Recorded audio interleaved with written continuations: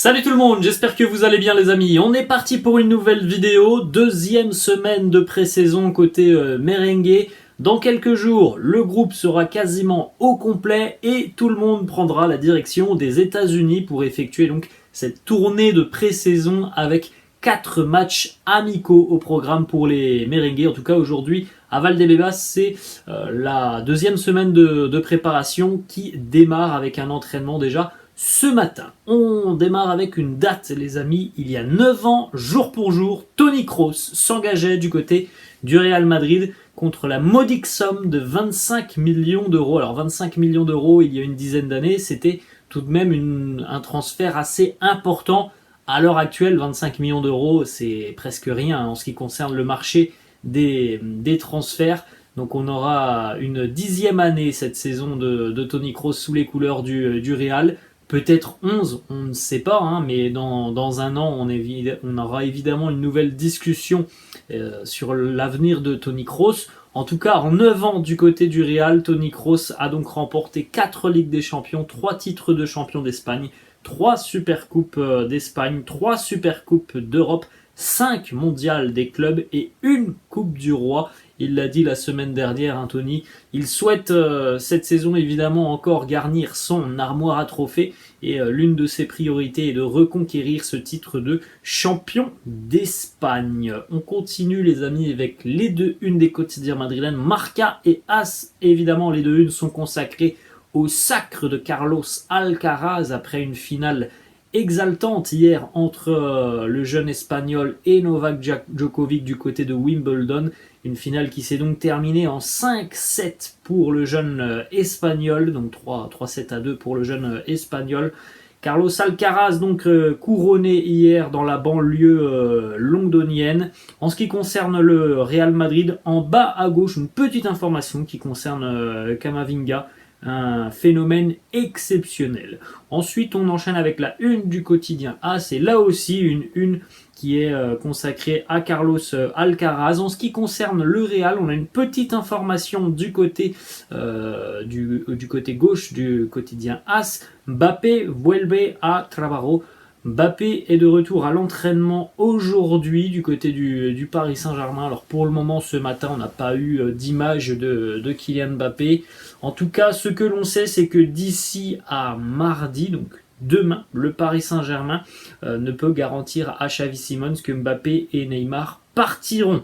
Soit il partira en prêt, donc Xavi Simons, soit il va rester du côté du Paris Saint-Germain. Et tout ça devrait se décider dans les toutes prochaines heures. Cela signifie qu'une décision pourrait être prise en ce qui concerne l'avenir de Kylian Mbappé dans les toutes prochaines heures ou tout prochains jours. Voilà, c'est visiblement imminent puisqu'on a le retour de Mbappé du côté de Paris, donc retour à l'entraînement. Évidemment, retour à l'entraînement, ça veut aussi dire qu'il y aura certainement de nouvelles discussions et de nouvelles rencontres entre le président Nasser Al-Khelaifi, Kylian peut-être, mais surtout sa maman qui gère un petit peu ses affaires. Ensuite, autre information, selon le quotidien Marca, le Paris Saint-Germain souhaite toujours clarifier le plus rapidement possible la situation de Mbappé, donc bon, ça change pas beaucoup.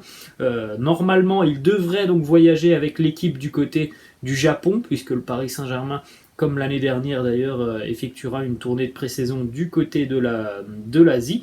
Et côté Marca, on annonce que le Real Madrid est confiant parce que le temps joue en la faveur du Real dans ce dossier, puisque le PSG n'a absolument pas changé sa ligne conductrice, à savoir soit tu prolonges, soit tu t'en vas. Ce qui est important aussi, et c'est ce qu'il faut signaler, c'est que selon RMC Sport, Kylian Mbappé non plus n'a pas changé sa ligne conductrice. Il souhaite continuer au Paris Saint-Germain. Donc voilà, on est vraisemblablement sur des jours qui vont être très très importants en ce qui concerne l'avenir de Mbappé, mais pour le moment, on n'y voit pas beaucoup, pas très clair sur la situation de Mbappé, puisque rien n'a évolué depuis ses vacances.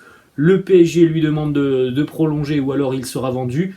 du côté de Kylian, visiblement. On veut toujours continuer du côté du Paris Saint-Germain parce qu'on sait aussi, maintenant on a appris un petit peu tous les détails de cette histoire, mais il y a quand même beaucoup d'argent en jeu s'il continue du côté du PSG une saison supplémentaire. Donc voilà ce que l'on pouvait dire à l'heure actuelle. On continue avec quelques déclarations, les toutes premières quasiment de Jude Bellingham du côté du Real. Jude nous dit: j'adore chaque minute, chaque instant, c'est une joie d'être ici, j'apprécie vraiment d'être là avec les gars, d'apprendre aussi du staff qui est très expérimenté. En ce qui concerne Toni Kroos, c'est un maître. J'ai remarqué le détail de ses passes. Le ballon tombe pile là où il le veut, tout le temps. On avait vu notamment, je crois, hier, les amis, si je ne me trompe pas, la statistique folle de Toni Kroos depuis son arrivée au Real Madrid. Jamais il n'a connu une saison avec un pourcentage de passes réussies en dessous de 93%, ce qui est quand même quelque chose d'assez exceptionnel. D'avoir une telle régularité au plus haut niveau, c'est quelque chose d'absolument dingue. Autre déclaration de Jude Bellingham qui nous parle un petit peu de la pré-saison et surtout sur le plan physique avec les entraînements spécifiques d'Antonio Pintus. Je pense que vous vous souvenez, la semaine dernière, on avait vu une photo de Jude Bellingham qui tirait un petit peu la tronche lors d'un des entraînements physiques d'Antonio Pintus. On a Jude Bellingham qui nous dit: Pintus adore nous tuer. Et c'est son travail.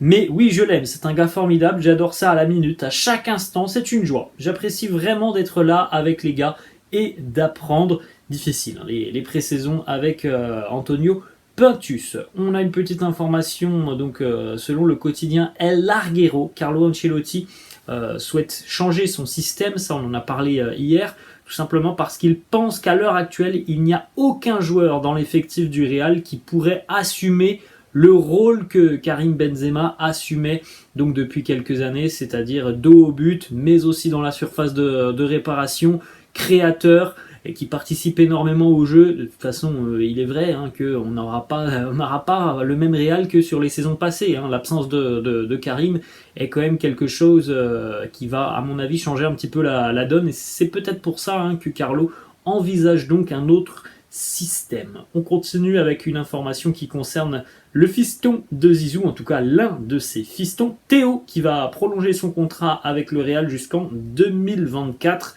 Bon, pour le moment, Théo participe parfois à des séances d'entraînement avec l'équipe première, mais c'est difficile à l'heure actuelle d'imaginer que Théo puisse, cette année, pourquoi pas rejoindre l'équipe première. Et c'est difficile à l'heure actuelle de se dire qu'il a un avenir du côté du Real.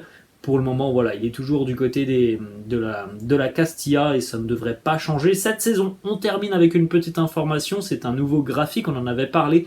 Nouveau graphique de la Ligue espagnole, donc le championnat reprend dans à peu près un mois. Voilà à quoi ressembleront donc les matchs qui, comme d'habitude, seront diffusés sur beIN Sport. Voilà donc le nouveau visuel de la Liga. Voilà les amis, la fin de cette vidéo, j'espère que ça vous a plu. N'hésitez pas comme d'habitude à lâcher un petit pouce bleu, n'hésitez pas non plus à vous abonner à la chaîne, je vous laisse et je vous dis à la prochaine. Ciao.